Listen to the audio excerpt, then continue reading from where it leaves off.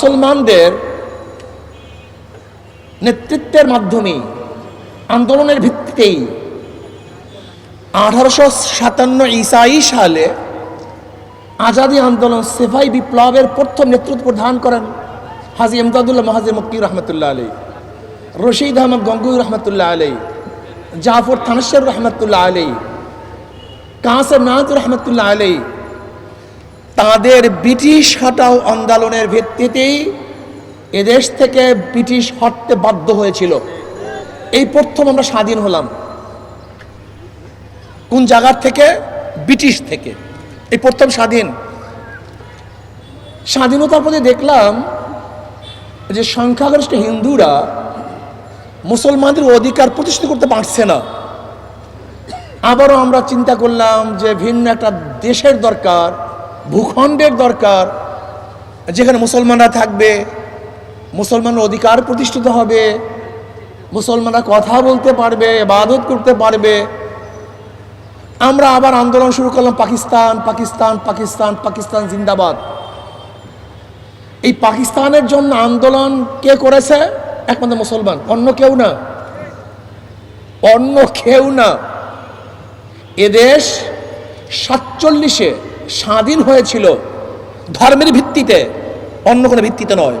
এটা মাথার মধ্যে প্রত্যেকটা মুসলমানের রাখতে হবে, প্রত্যেকটা মুসলমানের মাথায় রাখতে হবে। এদেশ স্বাধীন হয়েছিল 47-এ ভৌগোলিক অবস্থানের কারণে নয়, ঋতুর কারণে নয়, ভাষার কারণে নয়। এদেশ স্বাধীন হয়েছিল কিসের ভিত্তিতে? ধর্মের ভিত্তিতে। আমরা সংখ্যাগরিষ্ঠ মুসলমান, এই ভিত্তিতেই পাকিস্তান নামে একটা দেশ পেয়েছিলাম, যার দুইটা অংশ, একটা হল পশ্চিম পাকিস্তান আর পূর্ব পাকিস্তান। এই পশ্চিম এবং পাকিস্তান, পূর্ব পাকিস্তানের সংখ্যাগরিষ্ঠ মুসলমান হওয়ার কারণে ভারত থেকে ধর্মের কারণেই একমাত্র আমরা পৃথক হয়েছিলাম। এটা মনে রাখতে হবে। দেশ কাদের দেশ? সবাই একসাথে বলেন, কাদের দেশ? কাদের দেশ? এটা মাথার মধ্যে রাখেন। এই দেশ মুসলমানদের। দেশ মুসলমানদের অধিকার সমান, দেশ মুসলমানদের অধিকার সমান, সবার অধিকার।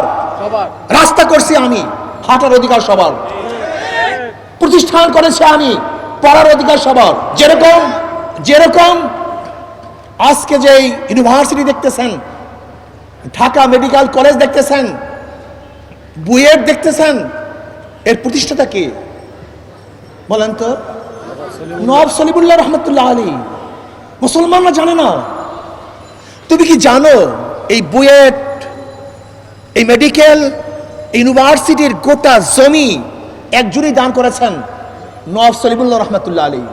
এটা মুসলমানদের প্রতিষ্ঠান। কেন করেছেন? এই পূর্ব বাংলার প্রত্যেকটা মুসলমানকে শিক্ষিত করার জন্য।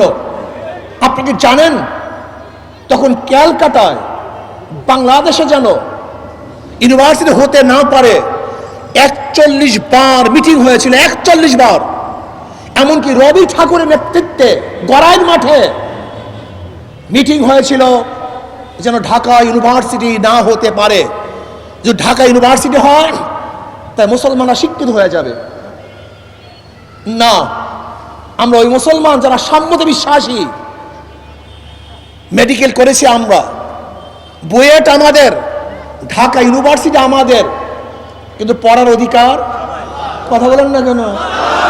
পড়ার অধিকার সবার। এইটাই আমরা চাই, এইটাই আমাদের সংস্কৃতি, এইটাই মুসলমানদের আদর্শ, এইটাই মুসলমানদের নিয়ম, এইটাই মুসলমানদের চরিত্র। যেরকম দেশ আমাদের, বাঁচার অধিকার সবার, দেশ আমাদের থাকার অধিকার সবার, দেশ আমাদের পড়ার অধিকার সবার, দেশ আমাদের এখানে তাদের ধর্মীয় উৎসব পালন করার অধিকার সবার। সামনে দুর্গাপূজা আসতেছে, আমি হিন্দুদেরকে বলবো, মহা উৎসবে আপনাদের ধর্মীয় অনুষ্ঠান পালন করুন, আরো ভালোমতো পালন করুন। আওয়ামী লীগের আমলে যখন পালন করতে না পারছেন, তার চেয়ে আনন্দের সাথে আপনার ধর্মীয় অনুষ্ঠান পালন করবেন। যদি প্রয়োজন হয় আমরা আপনাদেরকে ছায়ার মতো রাখবো, আপনাদেরকে আমরা সাহায্য করব, সহযোগিতা করব। কোনো অবস্থাতেই মুসলমান কোনো ধর্মীয় প্রতিষ্ঠানের উপরে, কোনো মন্দিরের উপরে আক্রমণ করতে পারে না। আমি চাই বাংলাদেশে আগামীতে হিন্দুদের ধর্মীয় উৎসব পালিত হবে, যেখানে সমস্ত মুসলমান সজাগ থাকবে যেন কেউ কোনো অবস্থাতেই তাদের উপরে আক্রমণ করতে না পারে। কিন্তু মনে রাখতে হবে, ধর্মীয় অনুষ্ঠান হিন্দুদের, উৎসব কিন্তু সবার নয়। যাদের ধর্ম, যাদের উৎসব, তাদের উৎসব, তাদেরই আনন্দ, অন্য করে এখানে আনন্দ হতে পারে না। এটা মনে রাখতে হবে। আমরা খলত মলত করি, গড়িয়ে ফেলি, এটা ভুল। আমরা কি বলি, ধর্ম যার যার, উৎসব সবার। এটা ভুল মেসেজ, এটা ভুল থিওরি, এটা ভুল দর্শন। ধর্ম যার যার, উৎসব তার তার। ধর্ম যার যার, উৎসব সবার, এটা ভুল। তাহলে কোরবানির সময় হিন্দুরা কেন উৎসবিত হয় না? তার উৎসব কেন পালন করে না? ঈদের সময় হিন্দুরা আমাদের ঈদগাহে কেন নামাজ পড়ার জন্য আসে না? এটা ভুল মেসেজ। আমরা বলতে পারি ধর্ম যার যার, উৎসব সমার, লেকিন নিরাপত্তা থাকতে হবে বাংলাদেশের প্রত্যেকটা নাগরিকের। হিন্দুরা ধর্মীয় উৎসব পালন করবে, আমরা বাংলাদেশের নাগরিক হিসাবে তাদেরকে নিরাপত্তা প্রদান করব। আর কিসের নিরাপত্তা? হিন্দুরা আমান, তারা নিরাপদ। আমি মনে করি হিন্দুদেরকে নিয়ে, সংখ্যালঘুদেরকে নিয়ে যারা রাজনীতি করে, তারাই তাদের মন্দির আক্রমণ করে, প্রতিমার উপর আক্রমণ করে। কেন মুসলমান, খাঁটি মুসলমান হিন্দুদের প্রতিমার উপরে আক্রমণ করতে পারে না, এটা ভুল। যাই হোক, এরপর 47 আমরা ডিভাইডেড হলাম, পাকিস্তান নামে একটা দেশ পেলাম, ভেবেছিলাম এবার মুক্তি পাবো, শান্তি পাবো।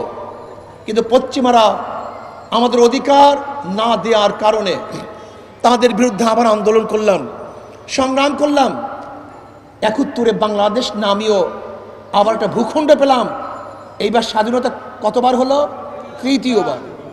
আর 2024-এর 5ই আগস্ট ফ্যাসিস্টদের বিরুদ্ধে আন্দোলন করে আবার আমরা চতুর্থবারের মতো স্বাধীন হলাম। কেন? বৈষম্য বিরোধী আন্দোলন। এই আন্দোলন কিসের?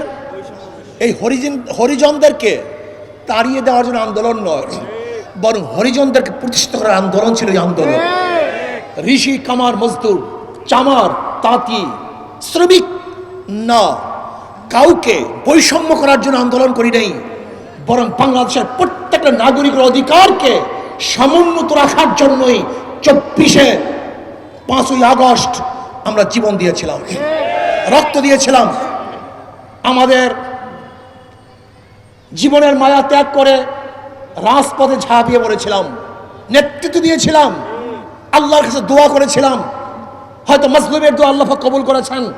আমি মনে করি 5ই আগস্টের এই বিপ্লব, এই আন্দোলন, এই স্বাধীনতা, এটা কোনো ব্যক্তিত্বের, কোনো দলের এটা কৃতিত্ব নয়।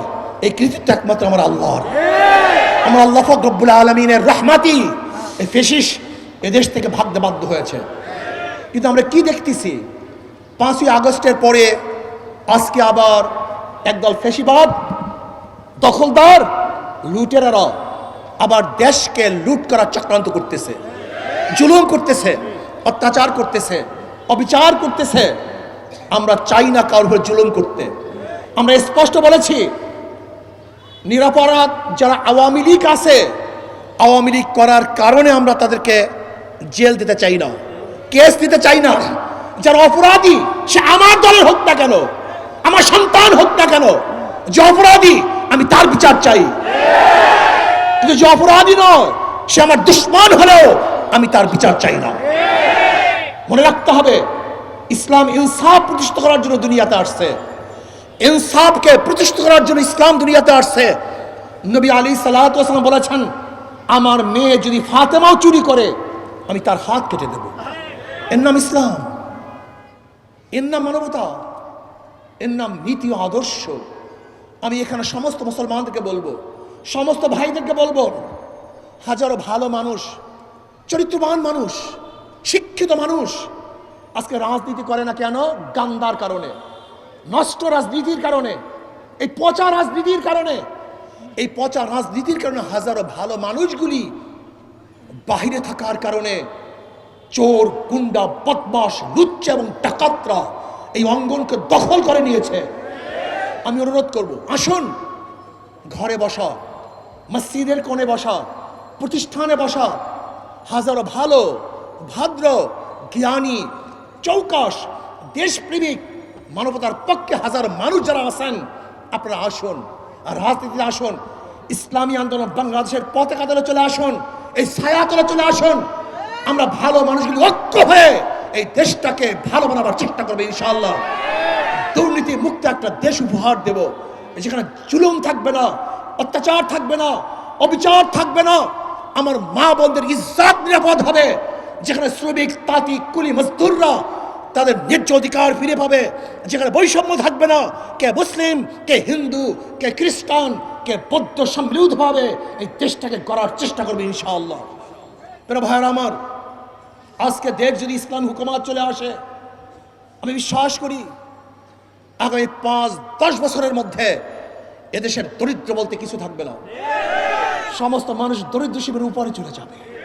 আপনি বিশ্বাস করতে পারবেন না, ইসলামী অর্থনীতি অ্যাপ্লাই করলে আগামী 5-10 বছরের মধ্যে এদেশের জাকাত নেওয়ার কোনো মানুষ পাওয়া যাবে না। আপনি কি জানেন এই দেশের অবস্থাটা কি?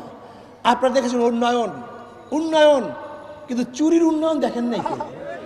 কত ডাকাতের উন্নয়ন হয়েছে, কত লুটপাটের উন্নয়ন হয়েছে আপনি কি জানেন?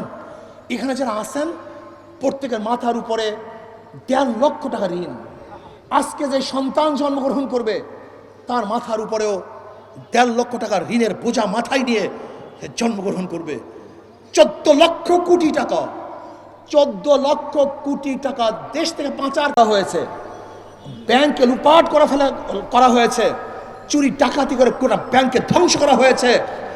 প্রত্যেকটা প্রকল্প থেকে হাজার হাজার কোটি কোটি টাকা আত্মসাৎ করা হয়েছে। আপনাকে দেখেন নাই আমাদের দেশের এক যুবলীগের লিডার, সে সিঙ্গাপুরের জুয়ার আসরে এক টেবিলে 200 কোটি টাকা হারার পরেও তার চেহারার মধ্যে পরিবর্তন আসে নেই। এ দেশ না, আমরা আর চুরি চাই না। এই টাকা কাদের টাকা? সরকারের কোনো টাকার গাছ নাই যে টাকার গাছ থেকে সে টাকা আমদানি করে। সরকারের টাকার গাছ কারা জানেন? এই আপনারা সবাই, এই কৃষক, শ্রমিক, মজদুর, তাঁতি, ঋষি, চামার, আমরা এখানে যারা দাঁড়ানো আছি প্রত্যেকটা মানুষ ভ্যাট এবং ট্যাক্স পে করি। এই যে মাথার মধ্যে টুপি, এর মধ্যে ভ্যাট ট্যাক্স আছে। চশমা পরিধান করছেন, তার মধ্যে ভ্যাট ট্যাক্স আছে। আজকে যেই মাঠের মধ্যে আছেন এখানে আপনার ভ্যাট ট্যাক্স আছে। আপনি যে রাস্তা দিয়ে হাঁটেন সেখানে ভ্যাট ট্যাক্স আপনারই। আজকে যে পানি পান করতেছেন সেই ভ্যাট ট্যাক্স আপনার। আজকে যে বিদ্যুৎ ব্যবহার করতেছেন সেই ভ্যাট ট্যাক্স আপনার। আজকে যে গ্যাস ব্যবহার করতেছেন আপনার ভ্যাট এবং ট্যাক্সের টাকা দিয়ে আপনার উপরে জুলুম এবং অত্যাচার করা হচ্ছে। বারবার কারেন্ট বিল বাড়ছে, বারবার গ্যাস বিল বাড়ছে, বারবার পানির বিল বাড়ছে, বারবার আমাদের ট্যাক্স বাড়ানো হয়েছে। জনগণের কল্যাণের জন্য আমরা কেউ কাজ করি নাই, বরং দল এবং নিজেকে পালনের জন্যই আমরা কাজ করেছি। আসুন, আমি ভদ্রলোকদেরকে বলবো, ভাইদেরকে বলবো, আসুন আমরা সম্মিলিতভাবে একসাথ হয়ে দেশটাকে গড়ি। আর যেই ভদ্র মানুষগুলি আছেন, আদর্শবানেরা আছেন, চরিত্রবানেরা আছেন, আমি দাওয়াত দিচ্ছি, আসুন সব ইসলামী আন্দোলন বাংলাদেশের পতাকাতে ঐক্যবদ্ধ হয়ে আদর্শ ভিত্তিক একটা দেশ গড়ার জন্য আমরা চেষ্টা করব। আল্লাহ আমাকে এবং আমাদের সবাইকে সম্মিলিতভাবে এই দেশ গড়ার তৌফিক দান করেন। আমা আলাইনা ইল্লাল বালাগ। আজকে